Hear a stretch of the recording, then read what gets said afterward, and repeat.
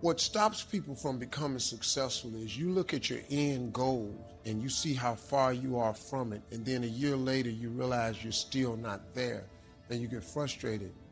That's not how you measure success. Success is not how far you've gotten. Success is how far you've gotten from where you started. And you have to take inventory of your life, man. You gotta, as a young person, you gotta go, okay, I'm 19 and I got my first speaking role. Average person don't get the first speaking role at 19, man. So you gotta be okay with that. And I'm gonna drop this piece of jewel on you, man, that success is a process. It's an arduous process. I'm still in the process. I gotta mentor boys, especially for young people, man, because I've been young and I wanted it so bad and I had nothing, man. So you gotta understand this thing called success is a process. Set your goals, but understand it take a long time to make a lot of money. You hear me, man? It take a long time to make a lot of money. Quit looking at Instagram. Instagram is people's highlight reel. That ain't really how they look. They got one Birkin bag, that ain't a real one, and they got it on Instagram and they showing you the clasp open and all that, and they got a filter on it and they look perfect. They don't have a bump. That ain't life, man. Instagram's a highlight reel. That's their best picture they posted that day. You know how many shots they took to get that picture? Don't get caught up in none of that. Get your grind on, hustle. Get your head down and hustle. Hustle. Listen, man, the dream is absolutely free. The hustle and grind is sold separately. It's two different things. You know, dreaming is one thing. Goals is putting work clothes on your dreams. You got to set goals. When you set goals, you take your dreams and you don't put work clothes on. You got to hustle, man. You got to talk to God every day. If you ain't talking to God, you're making this thing way harder than it's got to be. You got to include God in the mix or you're going to be struggling. Listen to me, I struggle. God, you don't put God in this thing, you're going to be wandering around for a long time. But you sat down for 30 minutes with students and only discussed their dreams. Here's what happens. Once a child informs you of their dreams, you have the key to unlock his ability to learn. Because if a guy says, I want to fly an airplane, well, then guess what? You got to get good at science. You got to get good at math. And now school becomes incredibly important to fulfill the dream. See, but if you never ask a child what he dreams and you're always telling him, you got to go to school, do your work. Nah, man, you got to find out what makes him tick. So finding out what a person dreams about, I don't know if you really noticed this or not. Education's never mentioned in the Bible. But if you dream of being a dentist, then guess what? You got to get good at reading. You got to get good at science. So now you can get them to do better in school because you got a reason to be good in school. But if you never give a child a reason to be good in school, that's the problem we have in the school system. That's my advice. They could have saved a lot of pain with me because I don't give a about history. I don't. I'm not really good at math. I'm good at addition, subtraction, and multiplication. I know how many days I come to work.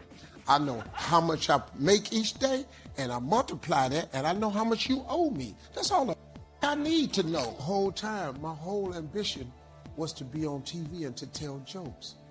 So why you feeding me this physics? It could have saved me some trouble. Stuttering is not a physical ailment. It's purely mental. And it is only because it starts with the nervousness, and then after that, it's anticipation.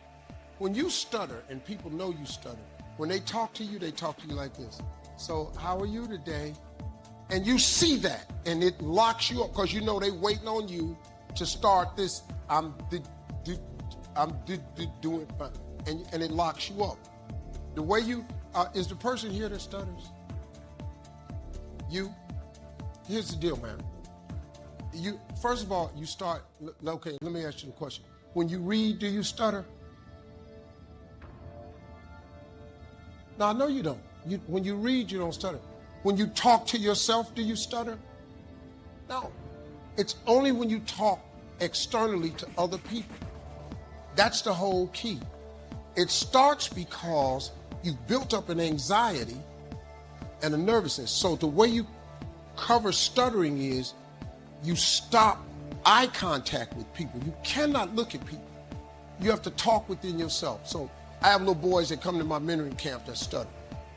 I cure every last one of them little boys in my mentoring camp. I'd never let a little boy walk away from my camp and still stutter. And I mean with really bad stutters. The last camp I had, the little boy, the mother came to me and said, if you could just help him from stuttering. I said, just give me a boy. I got him on a Tuesday. Saturday, he gave the commencement speech at the graduation. Whenever somebody talks to you, remove the tension, take the eye contact away. Go within yourself, say it to yourself twice, and then before you look up, answer the question, then look up. That's the drill I want you to do.